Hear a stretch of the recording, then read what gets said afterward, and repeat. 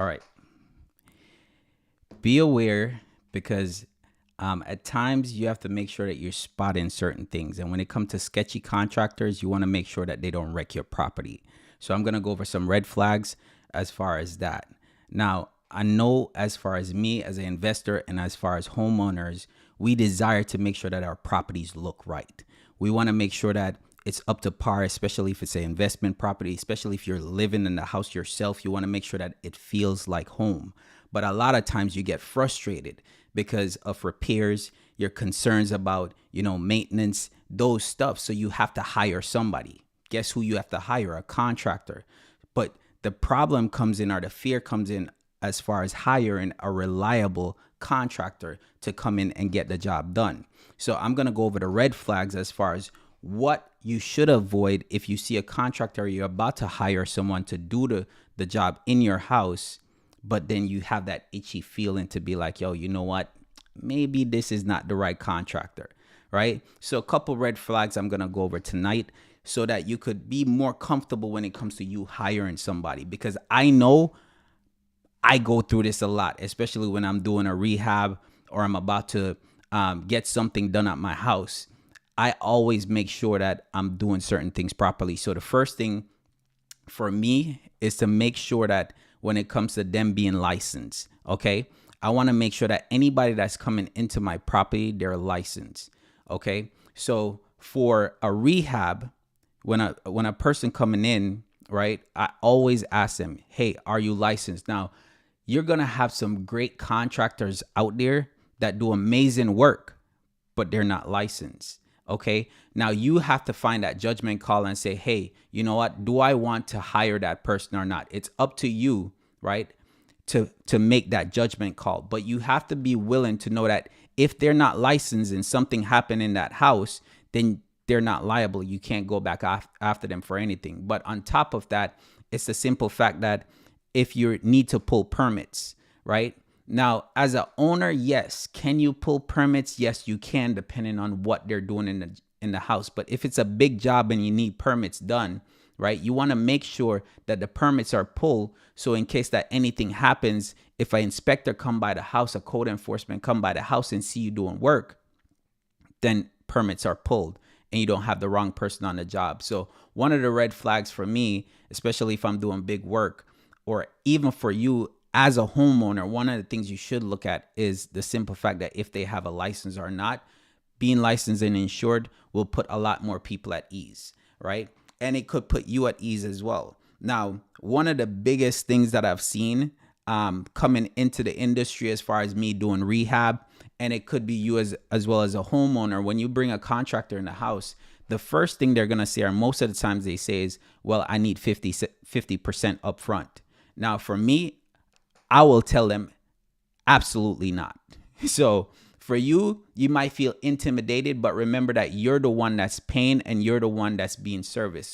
So you have to make sure that a lot of times you'll hear stories, and I've seen it before where contractors run off with people money, right? You pay them to do a job and then they don't show up for the job, right? They take your money and they're gone. You can't find them.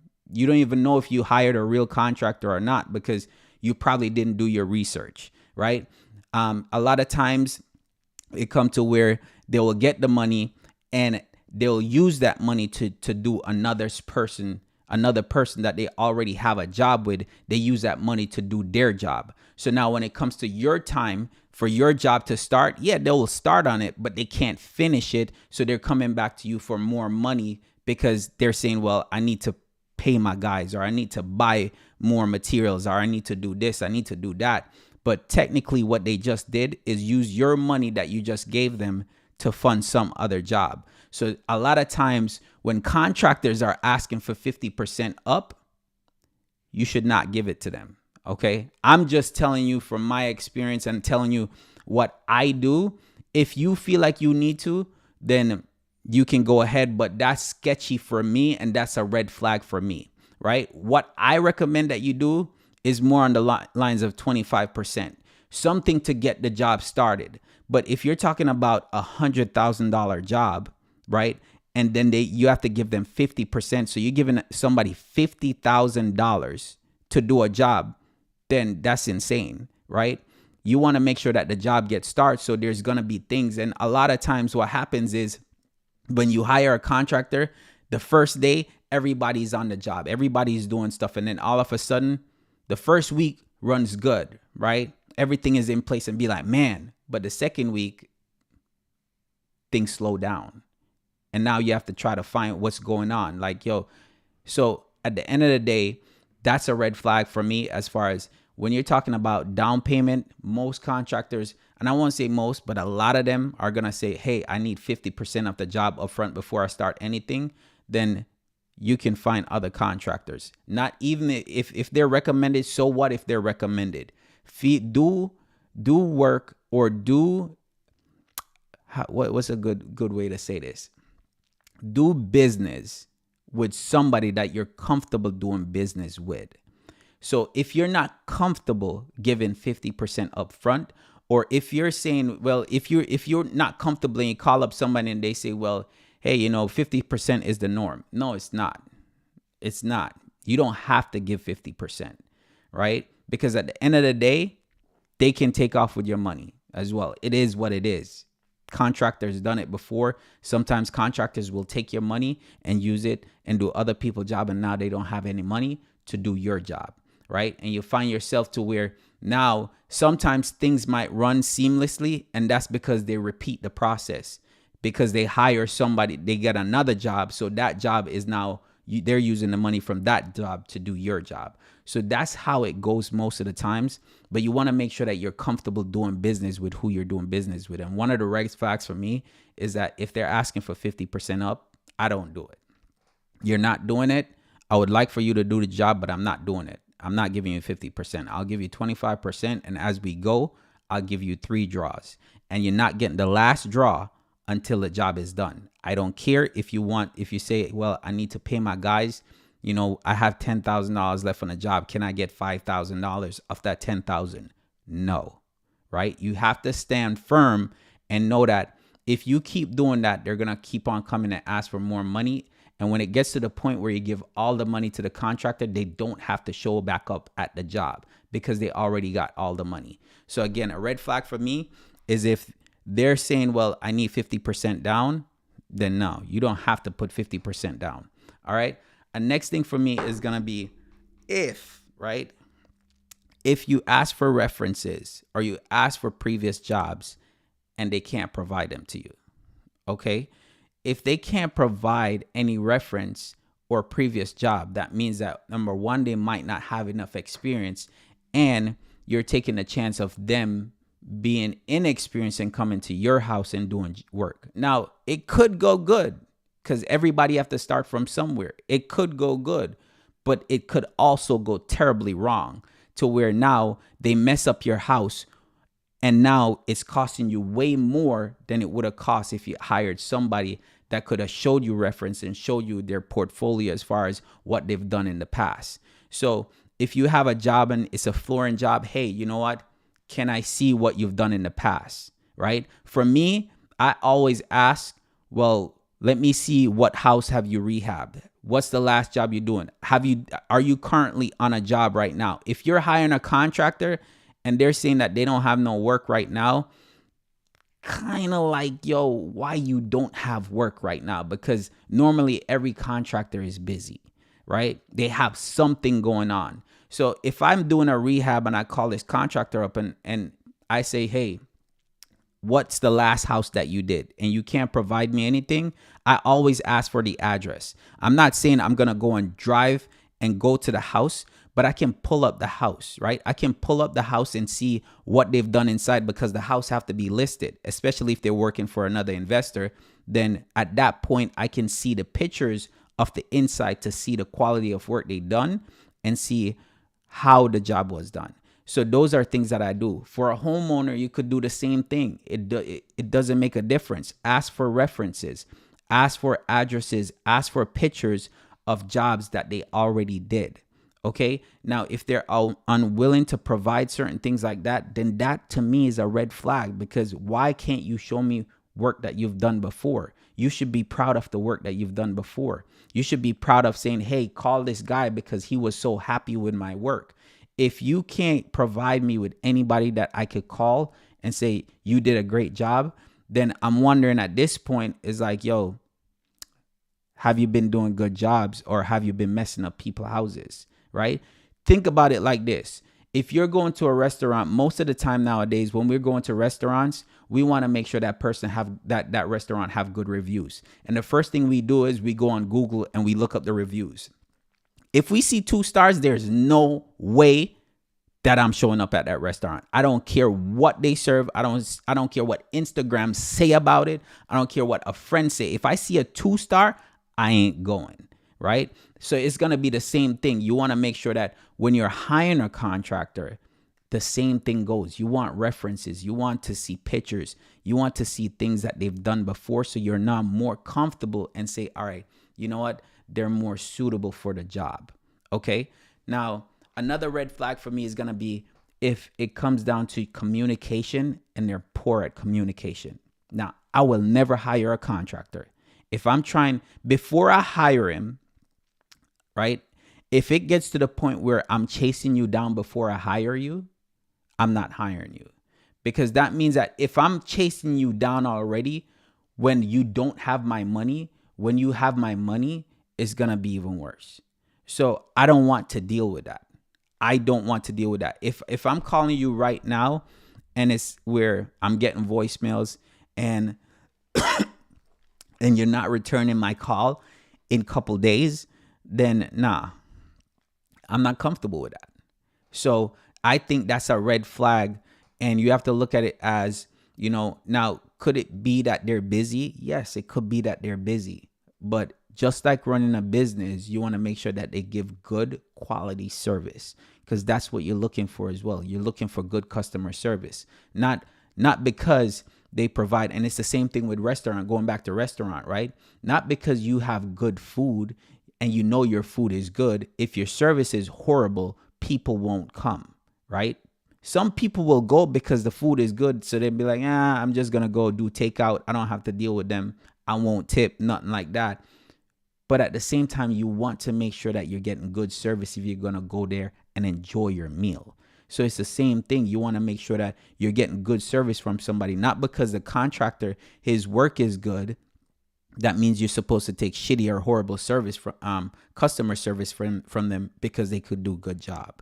You get me? So those are red flags that you definitely have to look into when you're talking about you trying to make your property feel like home. Now, one next thing is the unwillingness to basically show you the scope of work. Now, say for example, for me, right now I'm working on a new construction, also a rehab. All right. But I'm working on a new construction project. Now, with that project, they have to send me a detailed scope of work.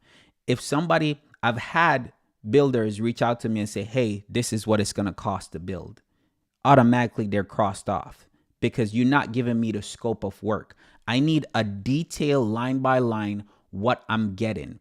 This is a contract that you're signing with someone to make sure that their job is getting done, that you can hold them liable, right? Or you can hold them accountable for what they're providing and what you're paying them for. So if somebody's coming into your house, right? You as a homeowner, you hire somebody to come in and do the floors, right? And they say, oh, I'll do the floors and it's going to cost you $3,500. All right, cool. You hear $3,500, you're happy because somebody just quoted you for, $6,000. But when they quoted you for $6,000, they said they give you a detailed scope of work versus now this person is saying, all right, I'll do it for 35. And then you say, all right, let's go because it's cheaper.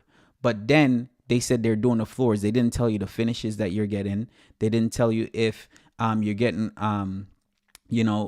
if you're getting quarter rounds around it, stuff like that. They're not telling you the type of wood, if you're using wood, if you're using carpet, the quality of the carpet, the quality of the wood. Those are things that you have to sit down and say, all right, what am I getting for that money? Is it only labor or it includes labor and materials? So when you're talking about hiring a contractor, if they just come and say, all right, this is what I'm going to do, then it's a red flag. Now, if they're saying, you know what, this is what it's going to cost. It's going to cost $3,500 and it's for labor. Okay, it's labor. What are you doing for the $3,500? Lay it out to me. Are you just laying the wood and leaving it there? Or you putting underlayment down? What are you going to do with that money that I'm paying you? Right? So you want to make sure that any contractor that you're hiring, they're giving you the full detail of what they're about to do. If not, ask them for it.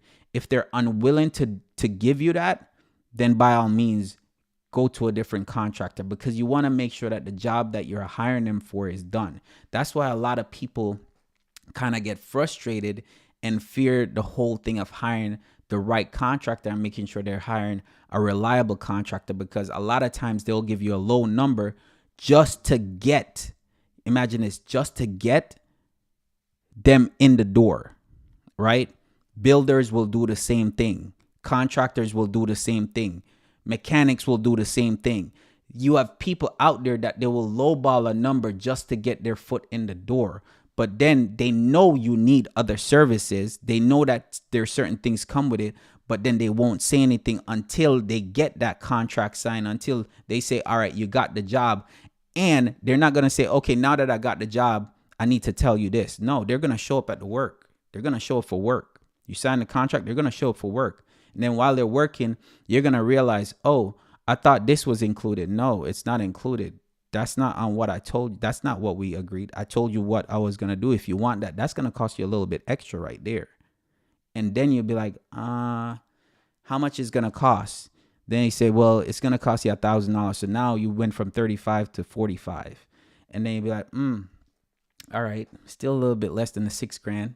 And then you'd be like, all right, so how much this is going to cost? And then he hit you with another number, and then hit you with another number. And then before you know it, you're over $6,000 because you weren't given a full scope of the work.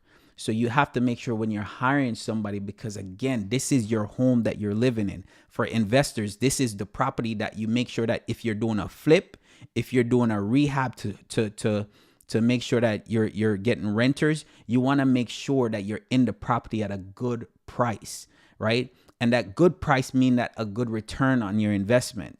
So if you're flipping and imagine money keep on seeping out because you didn't get a full detail of the job, and then they keep on adding because they say, well, this didn't include it. Now your profit is going out the door. Now, if you're talking about cash flow, your cash flow is going out the door because you're spending more money on that house now, right? As a homeowner, imagine you're a homeowner, especially if you just bought a house, right?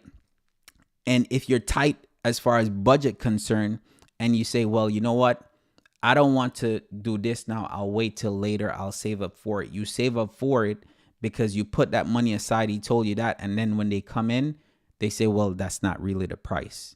I only gave you that, but then you still have to do this. Now imagine if you only save $3,500 and a job really costs $6,000, and the person that came in before told you it cost $6,000 because they give you line by line, detail by detail, how much it's going to cost, how much this is going to cost as far as labor. But the other person just came in and throw a number at you, hoping that it will stick so you could buy, so you could hire them. And then when they come in, right, they hit you with other numbers. So now you can't finish the job because you only saved 35 when the job really cost 6. So that's why I'm saying, like, these are red flags to know that when you're hiring contractors, especially when it comes to sketchy contractors, you have to make sure that they're giving you the full detail of the job, right? So that when they come in, you know exactly what you're getting, exactly what you're paying for. Now, what I don't like is a pushy contractor. I hate pushy contractors. If you find a push, if you try to hire a contractor, or you're hiring a contractor and they're pushy and you feel like they're being salesy and they're pressuring you into signing a contract, red flag right there. Automatically red flag, to the point where you'd be like, yo, why are you pushing me so much to sign this document? Why are you so itchy for me to sign? Why are you pressuring me? Right?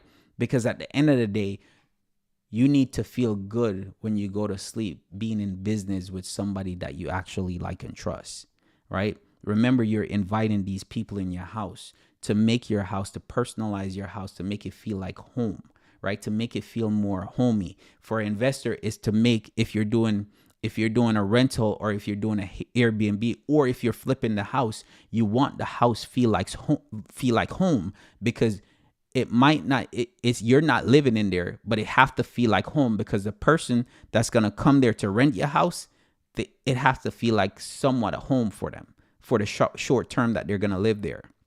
If you're talking about short-term rental, you have to make it into a home, or make it feel like home, or make it feel luxurious, so when they come there, they're spending the money that you're advertising for it.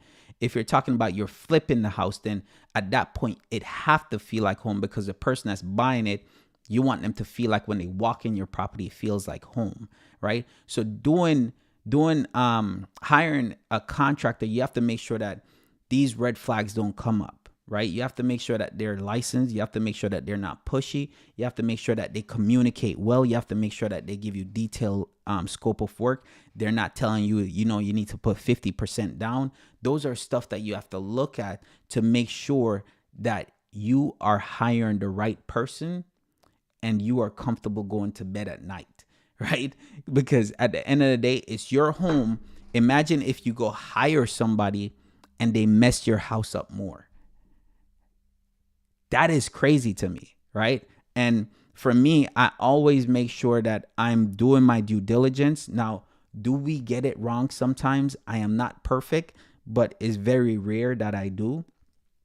But if I follow the steps, and if you follow these steps as far as those red flags that I'm talking about, then you can avoid getting into the trap, and you could avoid headaches, right? Avoid the headache of dealing with a contractor that is not experienced, right?